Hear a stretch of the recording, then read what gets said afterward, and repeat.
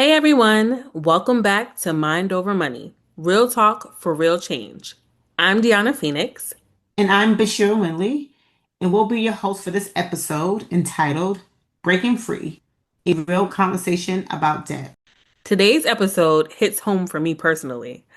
I work in operations management, so I'm all about structure, planning, making things run smoothly.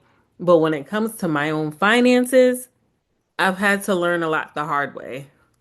I've got student loan debt, a little bit of credit card debt, nothing crazy, but enough that I'm like, okay, before I start making big life moves like buying a home, I want to get this under control. I'm here with you. I'm a mom, a homeowner. I work in finance and I own my own tax preparation firm. So I see both sides of this. I help people figure out their numbers every day, and I'm still on my own journey with student loans too. So this conversation is not from a place of we have it all figured out. It's from a place of we're actively working on it, just like a lot of you. Living in the Bronx or really anywhere in New York, everything is expensive. Rent, groceries, transportation, it adds up fast. So sometimes debt doesn't come from overspending. It comes from just trying to maintain your life. That's something I see all the time with my clients. People assume debt is about bad habits, but a lot of the times it's about gaps. Gaps in income, not matching the cost of living, unexpected expenses, or helping family. In our community, that's real. A lot of us are supporting more than just ourselves. Student loans are probably my biggest thing. I did what I was told. I went to school, got the degree, and now I'm like, okay, this is going to be with me for a while. What's been helping me is getting clear on what I owe and looking into repayment options instead of avoiding it. Yeah, that's key, not avoiding it. Because with student loans, there are options like the income-driven repayment plans, forgiveness programs, depending on your field. I always tell people you don't have to just accept the default plan. There are many other plans that may fit your lifestyle just a bit better. And with the major changes on the way, it's best to stay on top of all the options you have. On another note, my credit card debt isn't huge, but I've noticed how easy it is for it to grow if I'm not paying attention. It's those everyday things, eating out, quick purchases, those things add up. So now I'm more intentional. I'm trying to pay more than the minimum and not rely on it as a backup. Yeah, credit card debt can be a bit sneaky. And that's a good shift because credit cards are designed to keep you paying over time. The interest is where they get you. When I work with clients, we focus on paying off the highest interest first or knocking out smaller balances to build momentum. But the biggest thing, stop avoiding the balance while you're trying to pay down debt. Don't add to the balances, work out a plan that allow you to pay it off just a bit quicker. Something that doesn't get talked about enough is how debt feels. I have clients who are scared to even open their mail or check their accounts.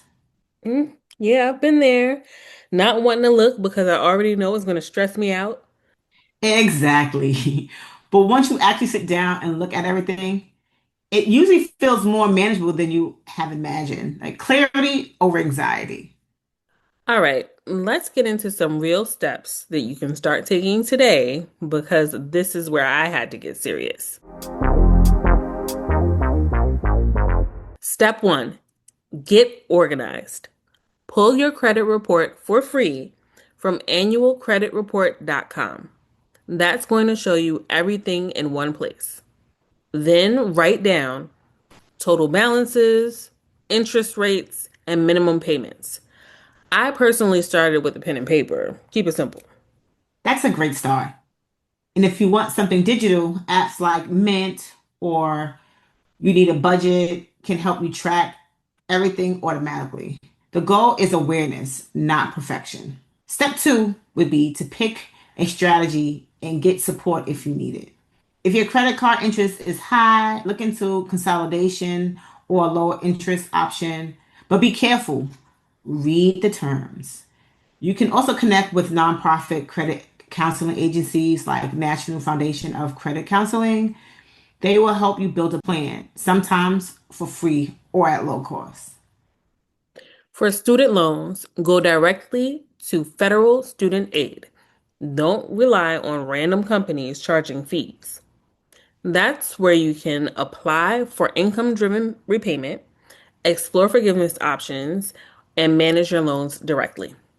And if you're someone who learns better through reading, books like Total Money Makeover or Get Good with Money breaks this down in a way that's easy to follow.